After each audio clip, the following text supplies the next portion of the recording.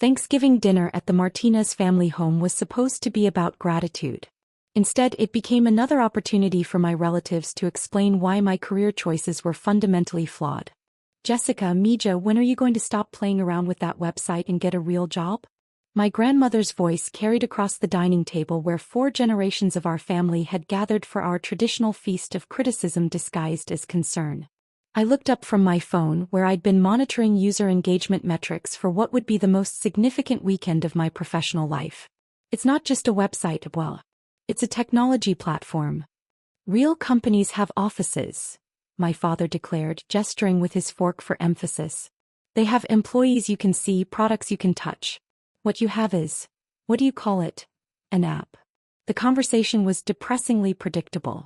For 6 years, my family had been dismissing CloudSync as Jessica's little computer project, despite the fact that my platform had revolutionized how small businesses manage their cloud infrastructure across multiple providers.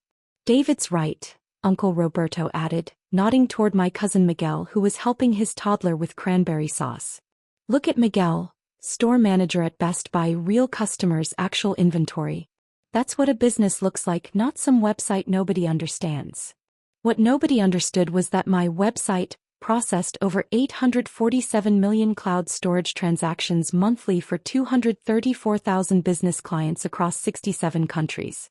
What I'd built over the past 6 years was a comprehensive platform that allowed companies to seamlessly integrate their data across AWS, Microsoft Azure, and Google Cloud through a single interface.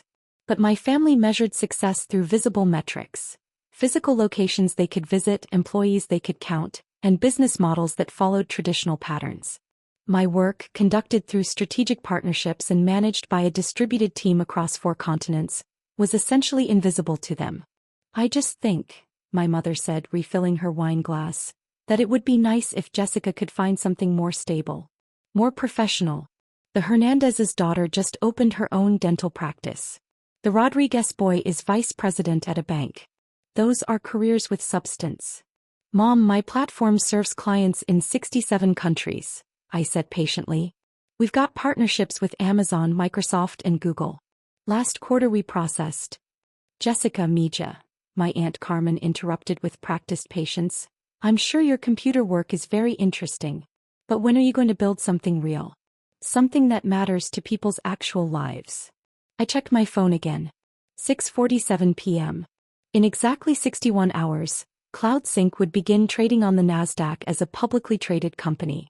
The IPO had been oversubscribed by 420%, with institutional investors describing it as the most significant cloud infrastructure offering in the past decade. You're always on that phone, Cousin Miguel observed. That's the problem with internet businesses. No boundaries, no work-life balance. In retail, when the store closes, work stops. Real separation. The irony was crushing.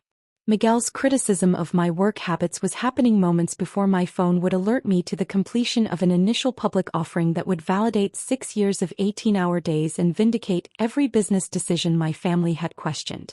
Speaking of real businesses, my father continued, Roberto's expanding his construction company. 3 new crews, commercial contracts, growth you can measure in concrete terms. Uncle Roberto beamed with pride. That's right. Real employees, real equipment, real buildings that people can see and use. Not like. He gestured vaguely in my direction. Whatever it is Jessica does on computers all day. As we prepared for dessert, I felt my phone vibrate with a secure message from my CFO. Final preparations complete. Opening bell Monday 9:30 a.m. Eastern Standard Time. Press tour starts Tuesday. You ready for this? I was more than ready. 6 years of building something my family couldn't understand had led to this moment.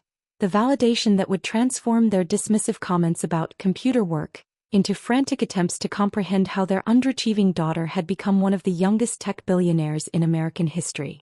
Jessica, my grandmother said, cutting into the pumpkin pie, you know we worry about you. All this computer stuff, working from home, no steady income.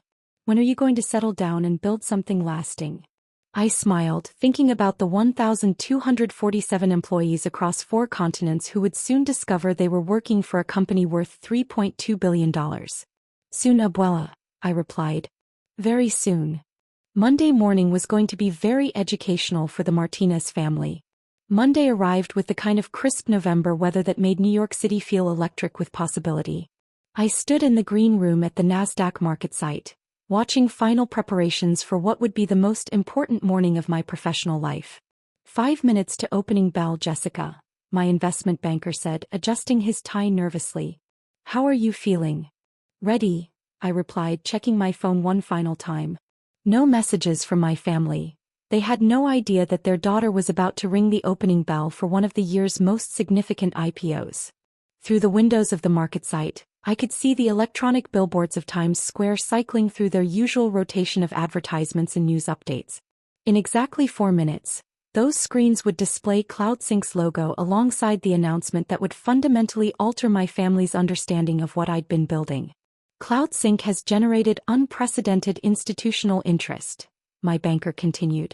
The valuation models are putting your personal stake at approximately $2.8 billion. $2.8 billion. The number still felt surreal even after months of preparation. 6 years ago, I'd started CloudSync in my studio apartment with $50,000 in savings and a vision for simplifying cloud infrastructure management. Now I was about to become one of the youngest female tech billionaires in history. At 9:30 a.m. exactly, I pressed the button that opened trading on the NASDAQ. CloudSync's ticker symbol, CHN, appeared on every financial screen in the building, accompanied by a stock price that opened 89% above our IPO price. Congratulations, Jessica, the NASDAQ president said, shaking my hand as photographers captured the moment. This is truly historic. The stock price continued climbing. By 10 a.m., CloudSync was up 127%. By 10:30, financial news networks were calling it the most successful tech IPO of the decade. My phone began buzzing with interview requests from CNBC, Bloomberg, and every major financial publication. At 11 a.m., I sat down for my first live television interview as the CEO of a publicly traded company. I'm here with Jessica Martinez, founder and CEO of CloudSync, which just completed one of the most successful IPOs in recent memory, the CNBC anchor began. Jessica, your company went public this morning with a valuation of $3.2 billion. For our viewers who might not be familiar with CloudSync, can you explain what your platform does? CloudSync simplifies cloud infrastructure management for businesses of all sizes, I explained, speaking to an audience that included my family, who had no idea they were watching their daughter on national television. We allow companies to integrate their data across multiple cloud providers, Amazon, Microsoft, Google, through a single unified platform. And this is all managed remotely? Your company doesn't have traditional offices. I smiled, thinking about my father's Thanksgiving comments. That's correct. We have 1,247 employees across 23 countries, all working remotely. It's actually one of our competitive advantages. We can hire the best talent regardless of geographic location. Incredible. And you started this in your apartment 6 years ago. With $50,000 in savings and a laptop, I confirmed. The beauty of technology platforms is that they scale exponentially once you solve the right problems. At 2 p.m. my phone rang. The caller ID showed Dad Mobile. Mia. My father's voice was strained with confusion and excitement. We're watching the news. They're saying you're on television. I am on television, Dad.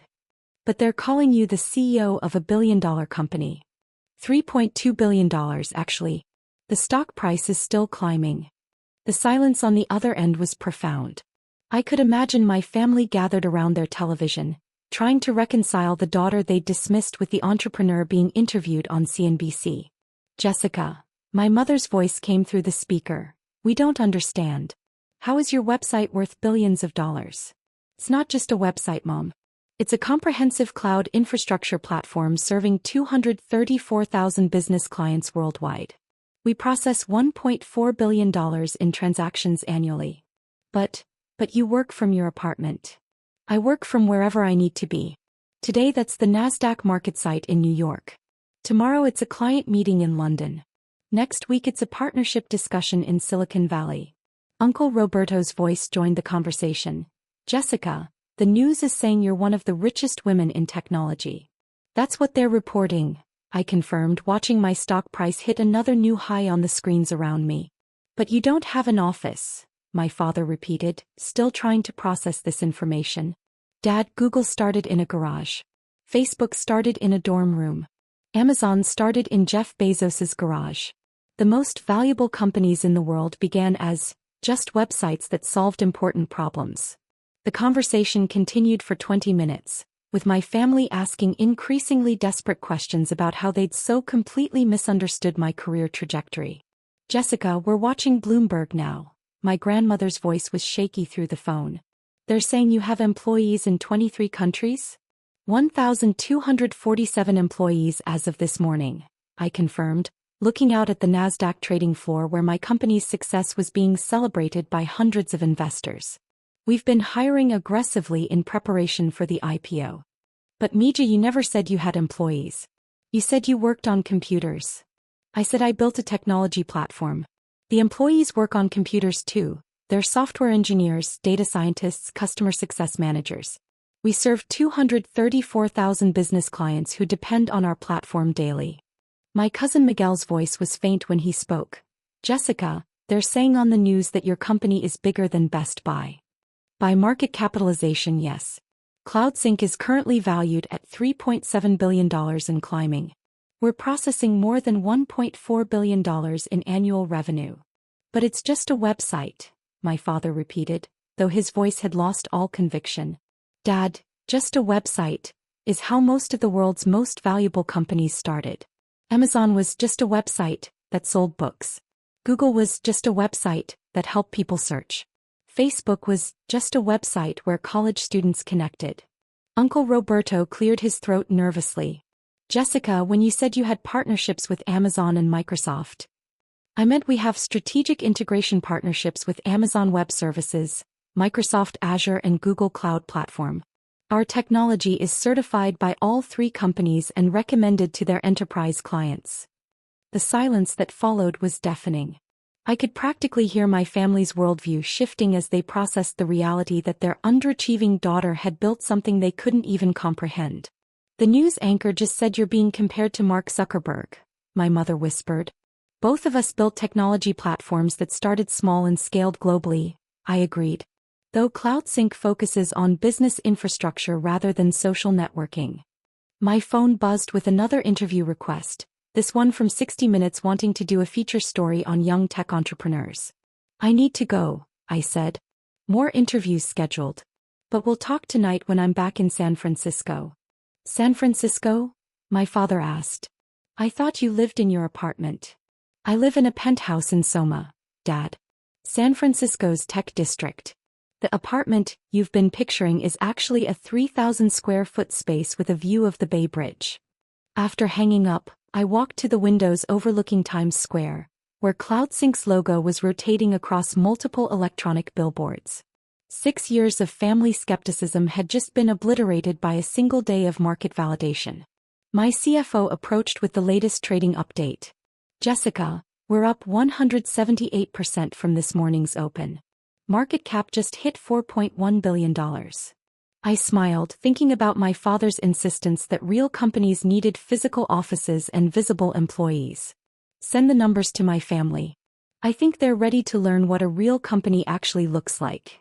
The Little Computer Project had just become one of the most valuable IPOs in NASDAQ history, and the Martinez family was about to discover that the future of business looked very different from what they'd imagined. Sometimes the biggest revelations come when people finally understand what they've been dismissing all along. By market close, CloudSync had gained 203%, making it the most successful tech IPO of the year. My personal net worth had reached $4.6 billion, and every major financial publication was calling for interviews with the garage startup that had revolutionized cloud infrastructure. Jessica, Mija, we owe you the biggest apology of our lives, my father said when I called home that evening. We had no idea what you were building. You had no idea because you never asked what I was actually building, I replied gently. You saw a website and assumed it was trivial without understanding the technology behind it. But you never said you were successful, my mother protested. I never said I wasn't. My lifestyle improved dramatically over 6 years, but you attributed it to everything except my work being profitable. Miguel's voice was humble when he spoke. Jessica, I realize now that when I criticized your work-life balance, you were actually managing a global operation 24/7. Different businesses require different management approaches, I agreed. 2 weeks later, the Martinez family attended CloudSync's Employee Appreciation Dinner, a 1,200-person celebration held simultaneously across 4 continents via video conference. They finally saw the faces of the people who'd been building the future while working from their laptops. It's like a regular company, my grandmother marveled, just spread across the entire world. It's better than a regular company, abuela, I replied. We hired the best people everywhere instead of just the best people within commuting distance of an office. The family learned that real companies are defined by the problems they solve, not by the buildings they occupy. Sometimes the most traditional values, hard work, innovation, service to others, create the most revolutionary businesses.